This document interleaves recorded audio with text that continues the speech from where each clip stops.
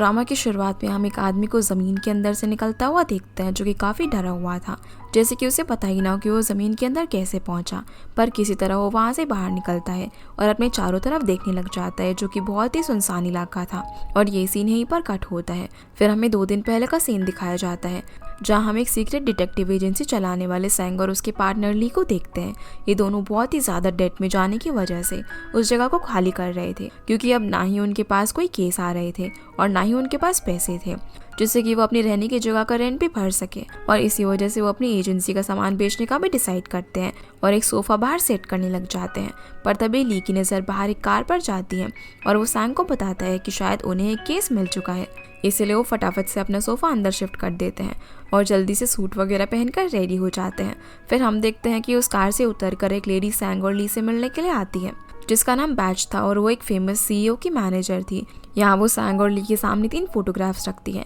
और उनमें 2 फोटोज किन्हीं बच्चों की थी, एक फ़ोटो क्लास ग्रुप की थी। यहाँ बैक उन्हें बताती है कि फ़ोटो में जो 2 बच्चे दिख रहे हैं उनका नाम यून और राम है, जो कि सेम टाइम पर अलग अलग लोकेशन से गायब हुए हैं और पुलिस भी उन बच्चों का कोई पता नहीं लगा पा रही है। जिस पर सैंग उससे कहता है कि वो पुलिस के अंडर में जो भी केस है उन्हें सॉल्व करने में उसकी कोई मदद नहीं कर सकते। पर तभी लियो ने इस बात के बीच में ही रोक लेता है और बैक से बोलता है कि वो जान चुका है कि वो यहाँ पर किस लिए आई है। अब वो यहाँ पर उसके बॉस सीईओ का फोटो भी दिखाता है और बताता है कि सीईओ की बेटी भी उस दिन से गायब है, जिस दिन से सारे बच्चे गायब हुए हैं। असल में वो यहाँ पर सिर्फ सीईओ की बेटी का पता लगाने के लिए उनके पास आई थी, जिसके बाद ली वहाँ से उठकर बैक की कार के पास चला जाता है, क्योंकि उसके अंदर सीईओ था। और ली सीईओ से डायरेक्टली बात करने के लिए चला जाता है, जहाँ वो उसके पास जाते उसके सामने हाथ आगे बढ़ाता है और कहता है कि उसे वो थ्रेटनिंग लेटर चाहिए, जो कि उसे किडनैपर ने दिया था, क्योंकि ली बहुत पहले से ही सीईओ को जानता था कि सीईओ कभी भी लोगों की नज़रों में नहीं आता। पर जब उसकी बेटी किडनैप हुई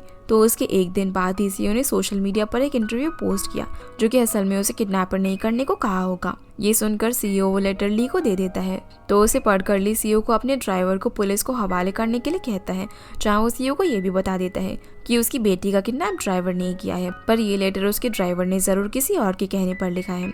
अब सीईओ को लियो और सैंग पर पूरा ट्रस्ट हो जाता है कि वो लोग ही उसकी बेटी को ढूंढ सकते हैं। इसीलिए सीईओ लियो और सैंग के लिए उस बिल्डिंग को ही खरीद लेता है, जिसमें वो दोनों अपनी एजेंसी चला रहे थे, ताकि उन्हें लाइफ टाइम तक कोई भी रेंट ना भरना पड़े। ये सुनकर सैंग बहुत ज़्यादा खुश हो जाता है। बैक उन्हें ये भी बताती है कि अगर उन्होंने सीईओ की बेटी को मरा हुआ भी ढूंढ लिया तब भी ये डील सेम ही रहेगी। फिर वो सैंग और ली को पुलिस के कुछ इकट्ठा किए हुए एविडेंस भी दे देती है। दूसरी तरफ हम देखते हैं कि पुलिस ड्राइवर के घर की तलाशी ले रही थी, पर ड्राइवर बिल्कुल भी टेंशन में नहीं होता और वो बार बार बस पुलिस को यही कह रहा था कि उन्हें उसके घर के अंदर कुछ भी नहीं मिलेगा, जिससे कि पुलिस ऑफिसर को समझ में आ जाता है कि वो ड्राइवर उनसे कुछ छुपा रहा है। इसीलिए वो सीईओ की कार को ही चेक करते हैं, जिसे वो ड्राइवर हमेशा ड्राइव किया करता था, और उसमें उन्हें वो पैसे भी मिल जाते हैं जो कि किडनैपर ने सीईओ से मांगे थे। पर जब पुलिस ऑफिसर ड्राइवर से सीईओ की बेटी के बारे में पूछता है तो वो बोलता है कि वो बचपन से उसकी बेटी का ख्याल रख रहा है और उसने उसे किडनैप भी नहीं किया। पर जब आखिरी बार वो सीईओ की बेटी को उसकी डांस क्लास पर लेने के लिए गया था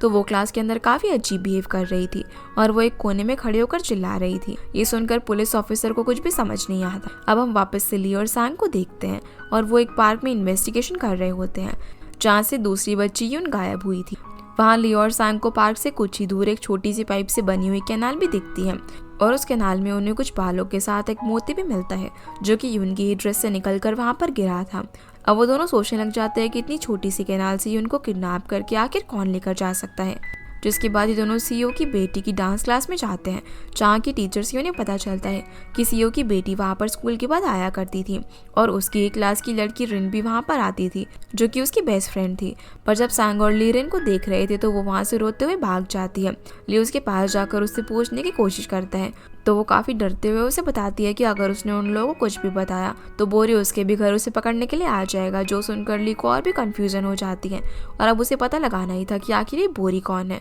और यहाँ पर हम एक लड़की को उनकी बातें बहुत ही ध्यान से सुनते हुए देख पाते हैं, जो कि वहाँ पर फूड डिलीवरी करने के लिए आई हुई थी। इसके बाद ली स्कूल की कुछ सीसीटीवी फुटेज चेक करता है तो वो देखता है कि लिन की क्लास टीचर चेन में काफ़ी अजीब बिहेव कर रही थी और उसे देखकर ऐसा लग रहा था कि जैसे उसे किसी ने पोजेस कर रखा हो। इसका पता लगाने के लिए अगले दिन ली और सैंग वर्कर्स बनकर स्कूल में जाते हैं, जहाँ एक तरफ ली को एक डॉग हाउस मिलता है जिस पर बोरी लिखा हुआ था और दूसरी तरफ सैंग स्कूल की प्रिंसिपल से बात कर रहा था, जहाँ उसे पता चलता है कि बच्चों के गायब होने की वजह से वो लोग स्कूल बंद कर रहे हैं। अभी दोनों ही ऊपर वाले फ्लोर पर जाते हैं तो वहाँ पर उनकी मुलाकात चेनमी से होती है और ली का ध्यान उसके कपड़ों पर लगे डॉग के बालों पर जाता है, जिस पर चेनमी उन्हें बताती है कि बोरी उनका ही डॉग है जो कि उसे स्कूल के डायरेक्टर ने दिया था। और वो ली को एक डायरी में देखकर ये भी बता देती है कि बोरी बच्चों के गुम हो जाने के एक दिन पहले से ही गायब है। जो सुनने के बाद सांग और ली नीचे आ जाते हैं, पर ली का ध्यान डॉग हाउस के पास जाता है और वो सांग को बताता है कि चेनमी उनसे झूठ बोल रही है कि बोरी बहुत दिनों से गायब है, क्योंकि अगर ऐसा होता तो चेनमी बोरी के लिए उसके डॉग हाउस के पास पानी और खाना नहीं रखती और उसका पूरा रूम साफ था सिर्फ उसके कपड़ों को छोड़कर जिस पर बोरी के बाल लगे हुए थे। और अगर बोरी इतने दिनों से गायब था तो उसने अपने कपड़े अभी तक साफ क्यों नहीं किए। जिसके बाद वो दोनों वहाँ से निकल रहे होते हैं और हम वापस से उसी फूड डिलीवर करने वाली लड़की को देखते हैं जो कि सांग और ली के ट्रक की फोटो क्लिक कर रही थी और वहाँ से पुलिस स्टेशन कुछ फूड डिलीवर करने के लिए जाती है। असल में इस लड़की का नाम जुंगियो था जो कि रोज पुलिस स्टेशन जाती थी डिटेक्टिव पार्क के लिए फूड डिलीवर करने के लिए। पर तभी अचानक रेन पुलिस स्टेशन में अकेले आ जाती है और वो पार्क और जुंगियो को बताती है कि उसकी फ्रेंड यानी कि सीईओ की बेटी को बोरी अपने साथ लेकर गया है। ये सुनकर जुंगियो उससे और भी कुछ पूछने की कोशिश करती है, पर पार्क रेन की बातों पर भरोसा नहीं करता और जुंगियो को भी वहाँ से जाने के लिए कह देता है। जितने में रिन की मॉम भी वहाँ पर आ जाती है और वो रिन को वहाँ से लेकर चली जाती है। फिर हम ली को देखते हैं जब वो प्लेग्राउंड में होता है तो वो इमेजिन कर पाता है कि कैसे यून बोरी के पीछे उसे ढूंढने के लिए आई होगी और वहीं से उसे किसी ने किडनैप कर लिया।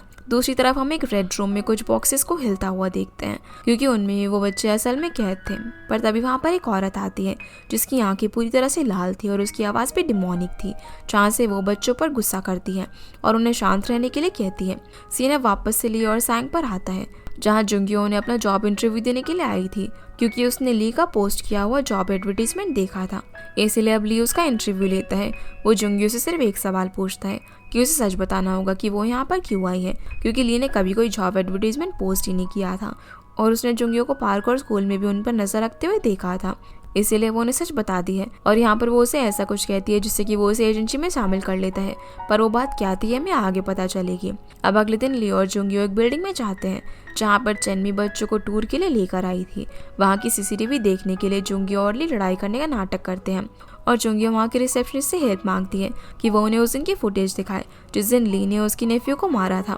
नहीं तो वो उस बिल्डिंग के अंदर पुलिस को बुला लेगी। ये सुनकर वो जुंगियो को फुटेज दिखाने के लिए भी मान जाता है क्योंकि वो नहीं चाहता था कि उनके यहाँ पर पुलिस आए। और अभी दोनों फुटेज देखते हैं तो उन्हें पता चलता है कि बच्चों के गुम हो जाने से पहले ही चेनमी उनसे बुरा बिहेव कर रही थी और उन पर काफी गुस्सा भी कर रही थी। दूसरी तरफ हम देखते हैं कि चेनमी प्रिंसिपल से अपनी सैलरी मांगने के लिए जाती है क्योंकि वो अब स्कूल छोड़ने वाली थी, पर प्रिंसिपल उसे कुछ भी सैलरी देने से मना कर देती है क्योंकि उसके इररिस्पॉन्सिबल होने की वजह से ही बच्चे किडनैप हुए थे, जिसकी वजह से उसे अचानक ही प्रिंसिपल पर गुस्सा आने लग जाता है और वो उसे मारने के लिए अपना हाथ भी आगे बढ़ाती है। लेकिन तभी प्रिंसिपल का पूरा फेस अचानक से उसकी तरफ मुड़ जाता है और एक रेड ड्रेस वाली लड़की चेनमी के कानों में कहती है कि उसने अब तक बच्चों को जिंदा क्यों रखा हुआ है और उसे उनको मार डालना चाहिए। ये सुनकर वो काफी ज्यादा डर जाती है, पर तभी प्रिंसिपल उसे होश में लेकर आती है। इसके बाद हम ली को देखते हैं जो कि जुंगियो को घर भेजकर खुद स्कूल के अंदर इन्वेस्टिगेशन करने के लिए चला जाता है। वहाँ पर उसे बोरी की डॉग हाउस के पास से एक छोटा सा रास्ता मिलता है जो कि असल में एक बेसमेंट का रास्ता था। जब ली अंदर उस बेसमेंट में जाता है तो वहाँ पर उसे बोरी भी मिल जाता है और वो बॉक्सेस भी मिलते हैं जिसमें वो बच्चे बंद थे। पर जब ली उन बच्चों को वहाँ से बाहर निकालता है तो उसे सिर्फ यून और राम ही मिलते हैं, यानी कि सीईओ की बेटी अब भी गायब थी। साथ ही चेनमी यहाँ पर ली को बच्चों को बचाते हुए देख लेती है और पोजेस्ड हो जाती है, जिससे कि ली राम और यून को वहाँ से जितना तेज हो सके भागने के लिए कहता है और पुलिस से मदद मांगने के लिए भी बोलता है। फिर वो सीईओ की बेटी को ढूंढने के लिए चला जाता है और वो उसे स्कूल के वॉशरूम टब के अंदर मिल भी जाती है। पर तभी बोरी ली पर हमला कर देता है और उसके हाथ पर काट लेता है, जिससे बचने के लिए ली भी उस पर हमला कर देता है और उसे किसी तरह वहाँ से भगा देता है। लेकिन तभी पीछे से चेनमी आकर उस पर हैमर से हमला कर देती है, जिससे कि वो वहीं पर बेहोश हो जाता है। पर बेहोश होते होते वो अपने सामने चेनमी के साथ साथ उस रेड ड्रेस वाली लड़की को भी देख लेता है, जहाँ वो रेड ड्रेस वाली लेडी चेनमी को पोजेस करके ली की बॉडी को पास ही की एक फील्ड में दफना देती है और वहाँ से चली जाती है। पर जब ली को होश आता है तो वो किसी तरह जमीन के अंदर से खुद को निकाल लेता है, जो कि हमने वीडियो की शुरुआत में देखा था, और वो आदमी असल में ली ही था जो कि किसी तरह वहाँ से बच गया था। अब ली ने राम और यून को तो बचा लिया था, जो कि दोनों रोड पर भागते भागते एक औरत से टकरा जाते हैं। जैसे ही राम बेहोश होती है तो वो औरत पुलिस को मदद के लिए बुला लेती है, जिससे कि पुलिस उन बच्चों की मदद से स्कूल तक पहुंचती है और सीईओ की बेटी को भी बचा लेती है। पर इसके साथ साथ उन्हें वहां पर चेन्मी की लाश पेड़ से लटकी हुई मिलती है, यानी कि चेन्मी ने खुद की जान ले ली थी और सबको यही लग रहा था कि वो खुद ही उन बच्चों को किडनैप किया करती थी। दूसरी तरफ जुंगियो को एक डरावना सपना आता है, जिससे कि उसे फील हो जाता है कि शायद ली खतरे में है। इसीलिए वो ली को ढूंढते हुए स्कूल पहुंच जाती है, पर वहां पर डिटेक्टिव पार्क भी मौजूद थे, जिससे जुंगियो ली के बारे में पूछने लगती है और ली की एजेंसी के बारे में भी बताने ही वाली थी। पर तभी सैंग आकर जुंगियो को चुप करवा देता है और साइड में ले जाकर कहता है कि ली अपनी मर्जी से ही गायब हुआ होगा, क्योंकि अगर वो इस क्राइम लोकेशन पर मिलता तो शायद पुलिस उसे अरेस्ट कर लेती है, जिस वजह से ली गायब हो गया है। इसके बाद हम देखते हैं कि पार्क को जब बेसमेंट के अंदर बोरी की बॉडी मिलती है तो उसे समझ आता है कि वो बच्ची रेनो ने बोरी के लिए ही सच बात बोल रही थी और इसीलिए जुंगियो ने भी उसका सपोर्ट किया, पर पार्क ने बिना किसी वजह उस पर गुस्सा कर दिया था। दूसरी तरफ सांग और जुंगियो दोनों ही ली के लिए काफी परेशान होते हैं, पर तभी जुंगियो को याद आता है कि अगर ली ने सीईओ से डील की थी तो शायद सीईओ की बेटी को याद होगा कि ली उसे बचाकर कहाँ चला गया था, जिसकी वजह से वो सीईओ की बेटी से मिलने के लिए उसके घर पर जाती है, पर उसे वहाँ से निकाल दिया जाता है। जिसके बाद जुंगियो ली की लॉयर से मिलती है और उससे हम जान पाते हैं कि असल में ली पहले एक आर्मी ऑफिसर था और जब उसके ही भाई किम ने आर्मी कैंप में आत्महत्या कर ली थी तो ली ने अपने भाई का केस अपने हाथों में लिया था, क्योंकि वो जानता था कि आर्मी कैंप में कैसे उन्हें टॉर्चर किया जाता था और उसके भाई ने भी आत्महत्या नहीं की थी। पर इन सब से ली को भी जस्टिस नहीं मिलता, ऊपर से उसे ही आर्मी से निकाल दिया जाता है, जिसके बाद से वो डिटेक्टिव एजेंसी ज्वाइन कर लेता है। पर जब वो लॉयर जुंगियो से पूछती है कि वो ली को ढूंढना क्यों चाहती है तो यहाँ से हमें एक सीन दिखाया जाता है। जब जुंगियो अपना इंटरव्यू देने के लिए आई थी तो ली ने उसे सिर्फ एक सवाल ही पूछा था कि वो ये केस क्यों ज्वाइन करना चाहती है, जिस पर उसने अपनी छोटी बहन के बारे में उसे बताया कि किस तरह उसकी बहन ने आत्महत्या कर ली, पर वो जानती थी कि उसकी बहन आत्महत्या नहीं कर सकती, इसीलिए वो चाहती थी कि ली उसकी मदद करे असली मर्डरर को ढूंढने में। इधर डिटेक्टिव पार्क इन्वेस्टिगेशन से सैटिस्फाइड नहीं होता, क्योंकि उसे लग रहा था कि क्राइम लोकेशन पर उन बच्चों और चेन्मी के अलावा कोई और भी था, जिसका पता लगाने के लिए वो वापस से निकल जाता है और डॉक्टर से मिलता है जिसने बोरी और चेन्मी की ऑटोप्सी की थी। वहाँ पर डॉक्टर पार्क को बोरी की बॉडी पर किसी और के काटने का निशान बताता है, जो कि असल में ली ने खुद बचने के लिए बोरी को काटा था। जो बात ली भी वहाँ पर चुपके से सुन लेता है और जल्दी से वहाँ से निकल जाता है। जिसके बाद हम देखते हैं कि पार्क ली के बारे में गूगल पर सर्च करता है, क्योंकि उसने जुंगियो के मुंह से उसका नाम सुना था और वहाँ पर उसे पता चलता है कि ली एक डिटेक्टिव एजेंसी का काम करता है। दूसरी तरफ जुंगियो राम से हॉस्पिटल में मिलती है, जहाँ वो उसकी ड्राइंग में एक रेड ड्रेस वाली लेडी को देखती है, जो देखकर वो उससे और भी कुछ जानने की कोशिश करती है, पर राम की मॉम उसे वहाँ से बाहर निकाल देती है। इसीलिए अब जुंगियो घर के लिए निकल जाती है। रास्ते में भी वो इन सब के बारे में सोच रही थी, जिसकी वजह से उसे फील होता है कि जैसे कि कोई उसका पीछा कर रहा हो। जब वो घर पर पहुंचती है तो कोई पीछे से आकर उसके कंधे पर हाथ रख देता है। इससे डरकर वो उस इंसान को नीचे गिरा देती है, पर जब वो पीछे मुड़कर देखती है तो वो असल में ली था, क्योंकि वो जानना चाहता था कि राम की ड्राइंग में उस रेड ड्रेस वाली लेडी को देखकर जुंगियो इतना शॉक क्यों हो गई थी। अब वो यहाँ पर उसे पूरी बात बताती है कि उसकी बहन ठीक से सुन नहीं सकती थी और जिस रेस्टोरेंट में वो पार्ट टाइम जॉब करती थी वहाँ पर उसने अपना गला काट कर सबके सामने आत्महत्या कर ली थी। और जब तक जुंगियो उसके पास पहुंची तो उसकी बहन ने मरते मरते साइन लैंग्वेज में उसको बताया कि उसे रेड ड्रेस वाली लेडी से बचना होगा और वो जो भी कहती है उसे नहीं सुनना होगा, नहीं तो वो एक बहुत ही बड़ी प्रॉब्लम में फंस जाएगी। वो फिर उस रेड ड्रेस वाली लेडी की तरफ इशारा करती है और इतने सारे लोगों की भीड़ में सिर्फ वो और उसकी बहन ही उसे देख पा रहे थे, जिसके बाद से जुंगियो डिसाइड कर लेती है कि वो किसी भी तरह उस लेडी को ढूंढ कर ही रहेगी और उसने उसकी बहन को क्यों मारा ये भी पता करके रहेगी। ये सब सुनने के बाद ली जुंगियो को अपनी बहन के फ़ोन से सबको एक ही मैसेज करने के लिए कहता है कि उन्होंने उसके साथ ऐसा क्यों किया, जिसे जुंगियो की बहन का मैनेजर भी पढ़ लेता है और उसे याद आता है कि उसने उसकी बहन को मोलेस्ट करने की कोशिश की थी, क्योंकि उसने सबसे छुपाया था कि वो ठीक से सुन नहीं सकती। ये पढ़कर मैनेजर इस बात को इग्नोर कर देता है, पर तभी उसका बेटा उससे पूछता है कि उसने अपने रेस्टोरेंट में काम करने वाली इतनी अच्छी लड़की को क्यों मार डाला, जो सुनकर मैनेजर काफ़ी डर जाता है और क्योंकि उस वक्त वो ड्राइव कर रहा था तो वो एकदम से डिस्ट्रैक्ट हो जाता है और उसकी कार का एक्सीडेंट हो जाता है। दूसरी तरफ जुंगियो के मैसेज करने पर उसकी बहन की एक फ्रेंड उसे मैसेज करती है, जिससे कि वो दोनों उससे मिलने के लिए चाहते हैं और ये लड़की जुंगियो की बहन के बारे में उसे बताती है कि उसकी बहन को मैनेजर बाकी सभी लोगों से ज़्यादा सैलरी दिया करता था, क्योंकि उसकी बहन ने मैनेजर को फंसा रखा था और उसने एक दिन मैनेजर और उसकी बहन को लॉकर रूम के अंदर साथ देखा था। जिसके बाद उसने ये बात सिर्फ दूसरे लोगों को बताई, पर उसने कभी भी उसकी बहन को बुली नहीं किया। ये बात सुनकर जुंगियो को उस पर काफ़ी गुस्सा आता है और वो उस लड़की को थप्पड़ मार देती है, पर फिर वो भी रोने लग जाती है, क्योंकि उसे भी ये बात नहीं पता थी कि उसकी बहन इतनी सब चीज़ों से गुजर रही है। पर ली उसे शांत करवाता है और उस रेड ड्रेस वाली लेडी के बारे में पता करने के लिए कहता है, जिससे कि वो अब मैनेजर से मिलने के लिए उसके घर पर जाते हैं। पर वहाँ पर उन्हें मैनेजर की वाइफ से उसके एक्सीडेंट के बारे में पता चलता है। इसीलिए भी दोनों मैनेजर की कार को चेक करने के लिए जाते हैं, जिसमें उन्हें उसका फ़ोन मिलता है और उसमें उन्हें एक रिकॉर्डिंग भी मिलती है जो कि एक्सीडेंट के वक्त फ़ोन में रिकॉर्ड हो रही थी।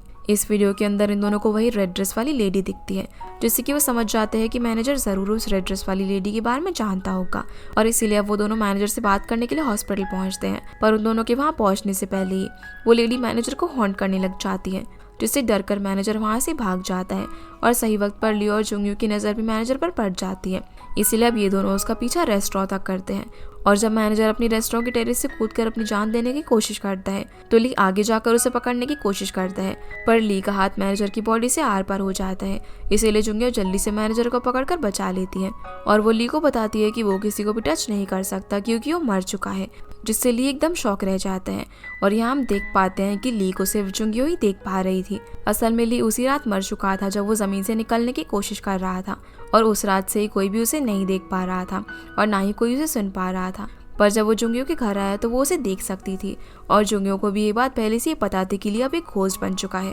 क्योंकि जब उसने खुद के बचाव में ली को धक्का दिया था तो उसने साथ में ये भी देख लिया था कि उसके घर के बाहर पड़ी हुई चीज़ें ली के आर पार हो रही हैं। और क्योंकि जुंगयू की हमेशा से ही इच्छा थी कि वो घोस्ट को देख सके तो वो ली को देख भी पा रही थी, इसीलिए वो ली को देखकर डरी नहीं और उसने शुरू से अब तक उसके साथ एक नॉर्मल इंसान की तरह बिहेव किया। इतने में हम देखते हैं कि वहाँ पर बेहोश पड़े हुए मैनेजर को होश आ जाता है और उसे जुंगयू के अंदर उसकी बहन दिखने लग जाती है, जिससे कि वो बार बार बोलने लग जाता है कि वो लड़की उसकी वजह से नहीं मरी है। पर तभी अचानक उसे जुंगयू के पीछे वही रेड ड्रेस वाली लेडी दिखती है और उसे देखकर मैनेजर जुंगयू को बताता है कि उसकी बहन को उस लेडी ने ही मारा है और अगर वो उसे देख पा रही है तो अगली बारी बढ़ने की उसकी है। ये बोलकर मैनेजर बिल्डिंग से कूद जाता है और उसकी मौत हो जाती है। ली को अब उस लेडी के हंसने की आवाज़ आती है तो वो उन आवाज़ों का पीछा करके उसे ढूंढने की कोशिश करता है, पर वो लेडी एक रूम में जाकर खुद को बंद कर लेती है, जिसके बाहर एकदम से बहुत सारा खून निकल कर आता है। ये देखकर ली काफ़ी परेशान हो जाता है और चिल्लाने लग जाता है, पर फिर सब कुछ अपने आप ही ठीक हो जाता है और ली जल्दी से जुंगयू को लेकर वहाँ से भाग जाता है ताकि पुलिस या फिर कोई इंसान उसे वहाँ पर ना देख ले। अब जुंगयू ली से पूछती है कि वो उसकी मदद क्यों करना चाहता है, तो वो उसे कहता है कि उसकी खुद की जान भी उस लेडी की वजह से ही गई है, तो वो उस लेडी को ढूंढना चाहता है और पता लगाना चाहता है कि वो सबके साथ ऐसा क्यों कर रही है। जिसके बाद जुंगयू अपने घर सोने के लिए चली जाती है और ली याद करता है कि कैसे उसकी मॉम की भी इसी तरह से मौत हो गई थी और सबका कहना ये था कि उसकी मॉम ने आत्महत्या कर ली, पर असल में ली जानता था कि उसकी मॉम ने आत्महत्या नहीं की। यही वजह थी कि ली जुंगयू की मदद करना चाहता था ताकि वो अपनी मॉम का भी बदला पूरा कर सके। अगले दिन ली सांग से मिलने के लिए अपनी एजेंसी में जाता है, पर सांग ली को देख नहीं सकता था, जिस वजह से ली बस उसके पास जाकर बैठ जाता है और उसकी बातें सुनने लगता है, जहाँ पर सांग भी उसे को याद कर रहा था और वो स्कूल के प्रिंसिपल के बारे में भी खुद से ही बातें करता है कि स्कूल प्रिंसिपल में कुछ तो गड़बड़ है, क्योंकि वो चेनमी की मौत के बाद से ही अजीब बिहेव कर रही थी। दूसरी तरफ हम देखते हैं कि पार्क जब हॉस्पिटल की सीसीटीवी फुटेज देखता है तो उसमें उसे जुंगयू भी नजर आती है जो कि मैनेजर का पीछा कर रही थी। इसीलिए अब पार्क जुंगयू के अपार्टमेंट में जाता है उसे ये सब कुछ पता करने की वो इतनी रात को वहाँ पर क्या कर रही थी। जहाँ वो उसे ली के बारे में भी पूछता है तो वो उसे बता देती है कि ली एक डिटेक्टिव है जो कि उसकी अपनी बहन का केस सॉल्व करने में हेल्प कर रहा है। पर ये सुनकर पार्क जुंगयू पर और भी ज़्यादा गुस्सा हो जाता है और कहता है कि वो हर किसी पर ऐसे ट्रस्ट ना करे क्योंकि उसकी बहन ने परेशान होकर आत्महत्या की थी। पर वहाँ पर जुंगयू को अचानक से सब कुछ सुनाई देना बंद हो जाता है और जैसे ही पार्क वहाँ से जाता है तो वो बेहोश हो जाती है। ली अब उसे उठाकर उसके रूम में लेकर जाता है। उठने के बाद जुंगयू टीवी ऑन करके उसकी फुल वॉल्यूम कर देती है, जिससे कि ली के कानों में दर्द होने लग जाता है। पर जुंगयू उसे एक अजीब बात बताती है कि उसे वो आवाज़ सुनाई नहीं दे रही, यानी कि उसे किसी भी चीज़ की आवाज़ आना बंद हो गई थी और बस उसके कानों में एक रिंगिंग साउंड बज रही थी, जिसे ठीक करने के लिए वो अपनी बहन की एयर मशीन भी लगाती है। पर उसे लगाते ही उसे अजीब आवाज़ सुनाई देना शुरू हो जाता है, जहाँ वो अपने आप को भी देख रही थी और देखती है कि वो खुद ही अपनी बहन से कह रही होती है कि उसकी बहन उस पर लोड बन चुकी है और उसे उसका ख्याल नहीं रखना है। पर तभी ली उसके कानों से वो मशीन हटा देता है और जुंगयू उसे सब कुछ बताती है। वो उसे ये भी कहती है कि उसने अपनी बहन को चले जाने की बात सिर्फ एक बार सोची थी, जो सब कुछ उससे गुस्से में हो गया था क्योंकि वह असल में तो ऐसा नहीं चाहती थी कि उसकी बहन हमेशा के लिए चली जाए। पर ये सब चीज़ें याद करके वो काफ़ी दुखी हो जाती है और उसे लगता है कि शायद उसकी बहन ने उसकी ये बात सुन ली होगी, इसीलिए उसने आत्महत्या कर ली। पर ली उसे समझाता है और बोलता है कि वो अपनी बहन के मरने की वजह नहीं है और अभी उन्हें बस उस रेड ड्रेस वाली लेडी को ढूंढना है। दूसरी तरफ पार्क भी जल्दी से उसी डॉक्टर के पास जाता है जिसने बोरी की ऑटोप्सी की थी और वहाँ वो डॉक्टर बोरी के दांतों में लगी ह्यूमन फ्लैश के बारे में पता लगाने के लिए कह रहे हैं। अब पार्क के जाते ही वो डॉक्टर बोरी के ऊपर हाथ रखती है और हम देख पाते हैं कि उसके पास कुछ अलग तरह की सुपरनैचुरल पावर्स थी, जिससे वो सब कुछ देख लेती है जो कि बोरी के साथ मरते वक्त हुआ था। और वहाँ पर डॉक्टर भी उस रेड ड्रेस वाली लेडी को देख पाती है, जो देखकर उसे कुछ समझ नहीं आता और वो काफी कंफ्यूज हो जाती है। फिर हम हॉस्पिटल के एक नर्स को देख पाते हैं जो कि हॉस्पिटल के एक सीक्रेट रूम में जाता है, जहाँ वो बेहोश पड़ी हुई एक पेशेंट से बात करता है और ये वही रेड ड्रेस वाली लेडी थी। और ये लेडी हॉस्पिटल में क्यों थी, ये हमें आगे स्टोरी में पता चलेगा। सीन अब ली पर आता है, जो कि उस ईयर मशीन को अपने कान में लगाकर कुछ सुनने की कोशिश करता है, क्योंकि वो जान चुका था कि वो रेड ड्रेस वाली लेडी अपने विक्टिम्स को ऑडिटरी और विजुअल हेलुसिनेशन से ही मार रही थी। यानी कि वो उन लोगों को वो सारी चीजें बता रही थी जिससे उन्हें डर लगता था या फिर उन्हें गिल्ट फील होता था। पर उस रूम में ली को कुछ भी सुनाई नहीं देता, जिसकी वजह से वो जुंगियों को वहीं पर छोड़कर जाने लगता है। पर इस बार जुंगियों उसे अकेला नहीं जाने देती, क्योंकि पहले भी वो ली को नहीं बचा पाई थी। इसीलिए वो दोनों साथ में उसके पुराने घर पर जाते हैं, जहाँ ली अपनी मॉम के साथ रहा करता था। यहाँ की धूल मिट्टी देखकर लग रहा था कि जैसे ली बहुत टाइम से अपने घर नहीं आया हो। फिर जुंगियो उस एयर मशीन को अपने कानों में लगा देती है और अब वो सब कुछ सुन पा रही थी, जो कि उस घर में 5 साल पहले हुआ था। वहाँ हम देख पाते हैं कि 5 साल पहले जब ली की मॉम जिंदा थी और उस रेड ड्रेस वाली लेडी ने ही ली की मॉम को भी हेलुसिनेट करवाया था, जिसकी वजह से उन्हें ऐसा दिखने लगा था कि जैसे ली उन्हें मरने के लिए कह रहा था, क्योंकि ली की मॉम उस पर बोझ बन चुकी थी। पर मॉम उस लेडी की ये चाल समझ जाती है और वो खुद की जान नहीं लेती। इस वजह से वो लेडी उन्हें ब्लैकमेल करती है कि अगर उसने खुद की जान नहीं ली तो वो लेडी उसके बदले ली को मार डालेगी। इसकी वजह से मॉम को खुद को मारना पड़ा था और वो बाथरूम में जाकर नस काट कर मारी जाती है, जहाँ पर हर जगह खून ही खून बिखरा हुआ था। जब तक ली घर पहुंचकर ये सब कुछ देखता है, तब तक उसकी मॉम मर चुकी थी और उन्होंने भी मरते मरते मिरर पर लिखा होता है कि ली को उस रेड ड्रेस वाली लेडी से दूर रहना है और उसकी बातों पर भरोसा नहीं करना। पर ली उस लेडी को नहीं देख पाता और वो गायब हो जाती है। ली अब अपनी मॉम को खोने पर बहुत ज्यादा रोता है। प्रेजेंट में ली ये सब कुछ सुनकर काफी ज्यादा दुखी हो जाता है और उसके अंदर इतना ज्यादा गुस्सा आ जाता है कि वो अपनी पावर से उस जगह की सारी चीजें डिस्ट्रॉय कर देता है। यहाँ जैसे एक कवर जुंगियों पर गिरने वाली होती है तो ली कुछ सेकंड्स के लिए टाइम को रोककर जुंगियों को बचा लेता है और सब कुछ वापस से नॉर्मल हो जाता है। पर इस चीज से ली और जुंगियों को सच का पता चलता है कि मरने के बाद ली के अंदर कुछ अलग सुपर पावर्स आ चुकी थी, जिसके बाद जुंगियों ली को समझाती है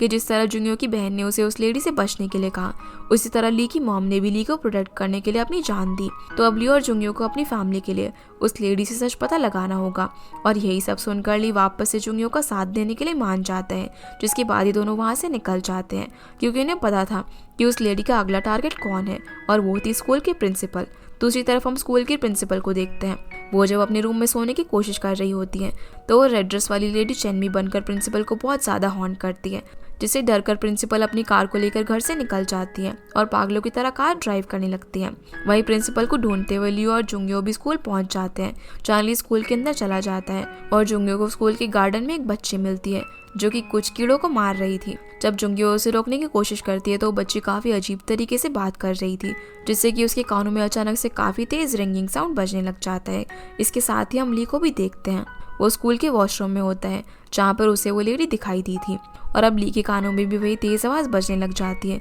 जिससे वो भी जमीन पर गिर पड़ता है। पर किसी तरह वो जुंगियो के पास पहुंचकर उसे बचाने की कोशिश करता है और देखता है कि जुंगियो ने असल में उस रेड ड्रेस वाली लेडी का हाथ पकड़ा हुआ था, जो कि उसे एक बच्चे की बॉडी में नजर आ रही थी। और जैसे ही वो हाथ छुड़ाकर ली के पास जाने लगती है तो वो लेडी उसका हाथ पकड़ लेती है और उसे एक स्टोर रूम में ले जाकर लॉक कर देती है ताकि ली अंदर ना आ पाए। फिर वो जुंगियो को भी अपने हेलुसिनेशंस में फंसाने की कोशिश करती है, जिस वजह से जुंगियो को अपने सामने अपनी बहन दिखाई देती है जिसका गला कटा हुआ था और वो उसके लिए केक लेकर आ रही थी। इसके साथ साथ उसकी बहन अपनी मौत का जिम्मेदार भी जुंगियो को ही बताती है कि उसकी वजह से उसने अपनी जान दी थी। पर वो उसकी बातों में नहीं फंसती है, क्योंकि उसकी बहन कभी भी उसे सिस्टर कहकर नहीं बुलाती थी। इसकी वजह से उस लेडी का ये प्लान फेल हो जाता है, क्योंकि वो अपने हेलुसिनेशंस से जुंगियो को नहीं मार सकती थी। इसीलिए वो प्रिंसिपल को जुंगियो के सामने भेज देती है, क्योंकि उसने प्रिंसिपल को अपने हेलुसिनेशंस में फंसा लिया था। प्रिंसिपल को यहाँ जुंगियो के अंदर चेंगमी नजर आती है और उसे मारने के लिए प्रिंसिपल जुंगियो के सामने बढ़ती है, जिसके हाथ में सिजर थी। पर किसी तरह जुंगियो एक चेयर से उस स्टोर रूम की खिड़की तोड़ देती है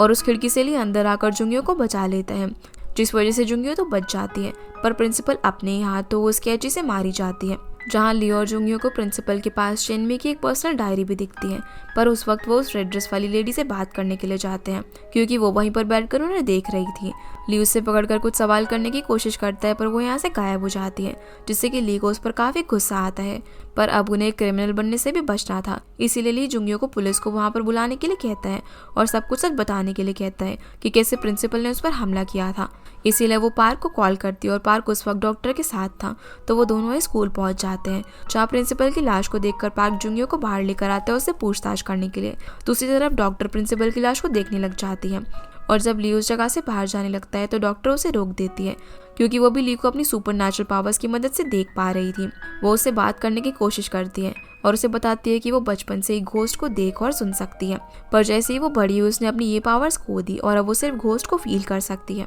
यहाँ पर वो ली को भी टच करके उसका पास जानने की कोशिश करती है, पर इतने में पार्क और जुंगियो वहाँ पर आ जाते हैं और पार्क जुंगियो को वहाँ से जाने के लिए कह देता है क्योंकि वो जानता था कि वो किसी का कत्ल नहीं कर सकती और वो बस अपनी बहन की मौत की वजह से हर जगह पर दिख रही थी। साथ ही साथ वो जुंगियो को इन सब चीज़ों से बचाना भी चाहता था, इसलिए वो उसे यहाँ से निकाल देता है। बाहर आकर वो जुंगियो से पूछता है कि उसने पुलिस की जगह पार्क को वहाँ पर कॉल करके क्यों बुलाया, तो वो उसे कहती है कि पार्क भले ही उसकी बहन के केस को ठीक से नहीं समझ रहा, पर उसने दूसरे केसेस अच्छे से संभाले थे और अगर वो एविडेंस कलेक्ट करके उस लेडी तक पहुंच गया तो उन्हें भी उस लेडी को ढूंढने में आसानी होगी। फिर हम पार्क को देखते हैं जिसे प्रिंसिपल की बॉडी के पास से चेनमी की डायरी मिलती है, जिसे पढ़कर उसे पता चलता है कि एक लेडी ने चेनमी को उन बच्चों को मारने के लिए कहा था। और यहाँ पार्क को थोड़ी बहुत ही बातें समझ में आ जाती हैं कि जुंगियो उसे सच बात ही बता रही थी। दूसरी तरफ जुंगियो ली को उस बच्चे के बारे में बताती है जिसे उसने स्कूल के गार्डन में देखा था। तभी जिस हॉस्पिटल में वो लेडी एडमिट होती है उसकी तबीयत अचानक से खराब हो जाती है और डॉक्टर्स उसे शॉक देते हैं, जिससे कि वो लेडी बेहोश तो रहती है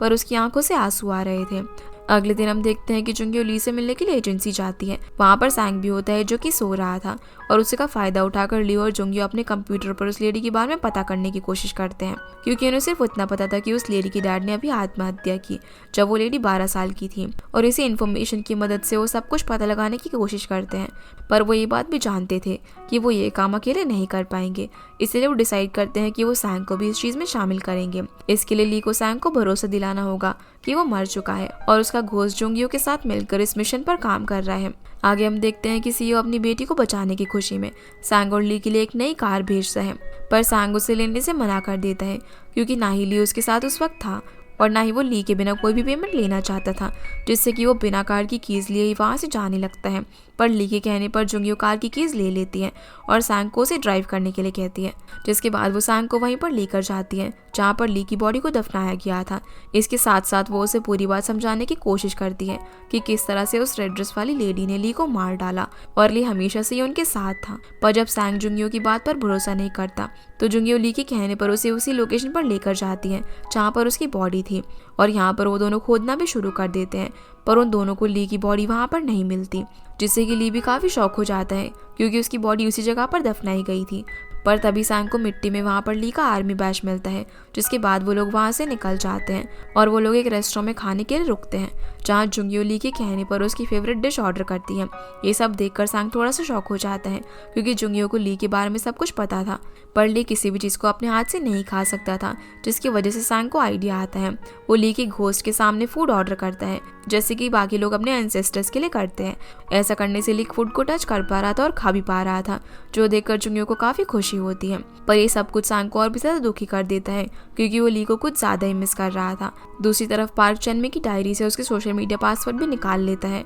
और देखता है कि चेनमी सोशल मीडिया पर भी खुद से ही बातें कर रही थी। उसने उन बातों में भी बार बार एक लेडी को मेंशन किया था, जिससे कि पार्क को समझ में आ जाता है और जिस लेडी की बात चेनमी कर रही है वो शायद सेम ही है। इसके साथ साथ उसे डॉक्टर से भी पता चल जाता है कि उस रात चेनमी और उन बच्चों के अलावा भी स्कूल के अंदर कोई था जिसने की बोरी को काटा था और वो जरूर कोई लड़का होगा। ये सुनकर पार्क को जुंगियो के मुंह से सुने हुए ली का नाम याद आता है, जिसके बाद हम वापस से सैंग और जुंगियो को देखते हैं। सैंग जुंगियो से बोलता है कि उन्हें सबसे पहले ली की बॉडी को ढूंढना होगा और उसके बाद ही वो ली की कातिल को ढूंढेंगे। पर ली जुंगियो को उसे समझाने के लिए कहता है कि वो ली की बॉडी को तभी ढूंढ पाएंगे जब वो उस औरत तक पहुंचेंगे। इसकी वजह से वो बहुत ज़्यादा एक्टिव हो जाते हैं और नेट से वो सारे केसेस निकाल लेते हैं जिसमें किसी फादर और डॉटर ने आत्महत्या करने की कोशिश की हो, क्योंकि ऐसी ही स्टोरी उस लेडी ने जुंगियो को बताई थी। और ऐसा ही केस इन्हें मिल भी जाता है जहाँ पर एक लड़की के डैड ने खुद को और उसके भाई को जहर देकर मार दिया था, पर वो लड़की उस एक्सीडेंट में बच जाती है और उसे हॉस्पिटल भेज दिया जाता है,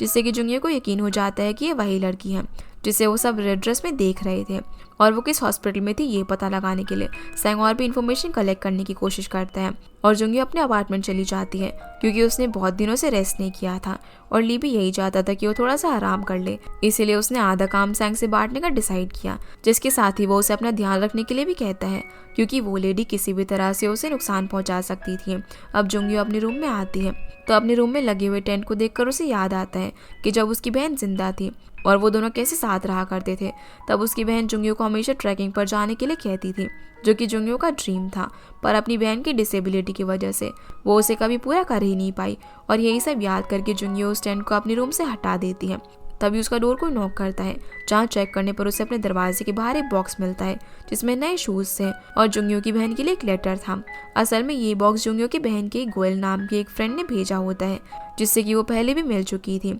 इसीलिए वो गोयल का पीछा करती है, पर वो एक कैफे में जाकर गायब हो जाता है, इसीलिए वो उसका वहीं पर वेट करती है। दूसरी तरफ ली को अजीब अजीब हेलुसिनेशंस आने लग जाते हैं और वो देखता है कि उसके आसपास काम करने वाले लोग उसे देख पा रहे थे। तभी सैंग बाहर आता है, जिसके साथ वो रेड ड्रेस वाली लेडी भी होती है। और जब ली उससे पूछता है कि वो सैंग के साथ क्यों है, तो वो उसे धमकी देती है कि वो उसे हर उस इंसान को छीन लेगी जो कि ली को प्यार करता है, जो सुनकर ली काफी डर जाता है क्योंकि अब ली की वजह से सैंग की जान को भी खतरा था। दूसरी तरफ जुंगयो भी गोयल का वेट करने के लिए कैफे में होती है, जहाँ पर एक आदमी के हाथ से जुंगयो की कॉफी गिर जाती है और उस आदमी को देखकर वो काफी शॉक रह जाती है। अब ये आदमी कौन है तो हमें अगले एपिसोड में ही पता चलेगा। इसी के साथ ये एपिसोड यहीं पर खत्म हो जाता है। तो गाइस, ये थी आज की वीडियो एंड आई होप आप लोग को ये वीडियो पसंद आई होगी, तो इस वीडियो को लाइक कर चैनल को सब्सक्राइब जरूर कीजिएगा। आपसे फिर मिलते हैं अगले एपिसोड में, तब तक के लिए गुड बाय।